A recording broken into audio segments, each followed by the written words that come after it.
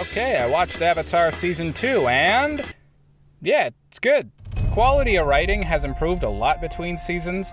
There's still isolated moments or episodes that might not be my cup of hot leaf juice, but not enough that Season 2 is not a direct upgrade to Season 1. I find many of these episodes not only better structured, more dramatically viable, but most are directly important to the bigger story. Once again, all the characters have appropriate dramatic footing with one another, which is now extra impressive since they've added 2 massive personalities to the mix. You're lying if you don't think Toph is kinda dank. Her bending skills make the fight scenes even better, and I like how immediately she fits into the team dynamic. But then you got Azula.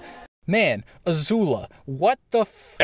This girl is the perfect villain. The problem is, she's written almost too good. The unabashedly despicable nature of her character is impressive. She's like such an accurate version of somebody who would explode at you for the slightest provocation. And even though I like General Zhao, Azula makes the Fire Nation so much more palatable as a threat. There were points where she genuinely made my skin crawl. I love it. One of my criticisms of Season 1 was how episodic it sometimes felt, and I think that's still a fair criticism for someone initially watching the show to make. But with how Azula elevates the Fire Nation's pursuit to a constant, imminent threat, she kind of brute forces the show to be built around her. But even when she's not actively chasing them, the average episode contributed more to the overall plot than the previous season. Also, many of the characters in Season 1 I thought were one-offs actually come back, and sometimes it's not just for one episode. I mean, I liked seeing Boomy and Bato again, but Jet is back and much more plot relevant than before, as is Suki. And this helps the earlier episodes not seem as filler-y. So, most everything I wasn't on board with before is eliminated, everything that was good about the first season is either matched or improved, but the best part of this season is how often it gets shockingly real. I mean, the characters and action are just as good as Season 1, but some of the themes presented here are really heady and complex, even for adult shows. In Zuko alone, there's no happy ending distracting from the pain of facing who he is and what he stood for. Part of redemption is accepting accountability. That doesn't mean people are obligated or even going to forgive you. And while this theme is mainly tied to Zuko, it touches upon Iroh having to face the consequences of his actions too. For a character we're supposed to like from the beginning, Avatar reminds us that Iroh was happily a warmonger who wrote letters to his nephew joking about how he burned Ba Sing Se to the ground. That's the real sucker punch of this season. Nothing's ever resolved in a simple way. In fact, these resolutions often prod the minds of its audience and characters to consider alternative philosophies. From Boomy surrendering to Zuko being unable to even attempt redirecting lightning to finding out, whoops, turns out Ba Sing Se is run by the earthbending KGB.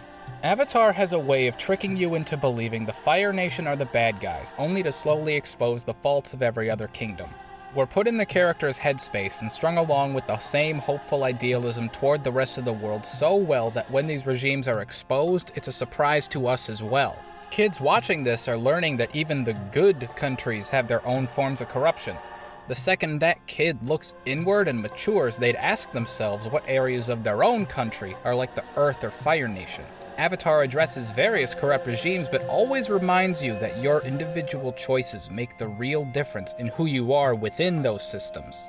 Anyway, now that Avatar has had a little time to sit in my brain, I've come to appreciate the finer details of just how original it is. One disadvantage to approaching the show after so much time is the iconography being taken for granted, but taking a step back to appreciate the way Avatar expresses its creativity goes a long way. I love all the mixed species animals and how the 4 nations represent various Asian cultures. These things just added layers upon layers of appreciation for how creative and planned out this world actually is. I noticed back in Season 1 how each style of bending has its own martial art built around it, and I thought that'd just be something for the audience to notice and appreciate as a cool detail, but there's actually a lot of time dedicated to the philosophy and lore behind each bending style and what bringing balance to the world actually means. Water is the element of change. The people of the water tribe are capable of adapting to many things. Even the separation of the 4 elements is an illusion. If you open your mind, you will see that all the elements are one. It is important to draw wisdom from many different places. If we take it from only one place, it becomes rigid and stale. There's so much visual and philosophical and mythological character to each element, and I love that. Star Wars should be taking cues from Avatar. I think that's enough said for now. There's quite a bit more detail to go into, but I want these reviews to be somewhat shorter, and I'm not really here to, bandwagon-splain what this show is saying, because you probably already know. Avatar Season 2 was superb. It just adds and adds more and more to the show without overburdening itself. And this is still with the same great writing, great action, and characters that have been series staples from the very beginning. The literal only reason I didn't go right into Season 3 after finishing it was to write this review. And I'd give it an 8 out of 10.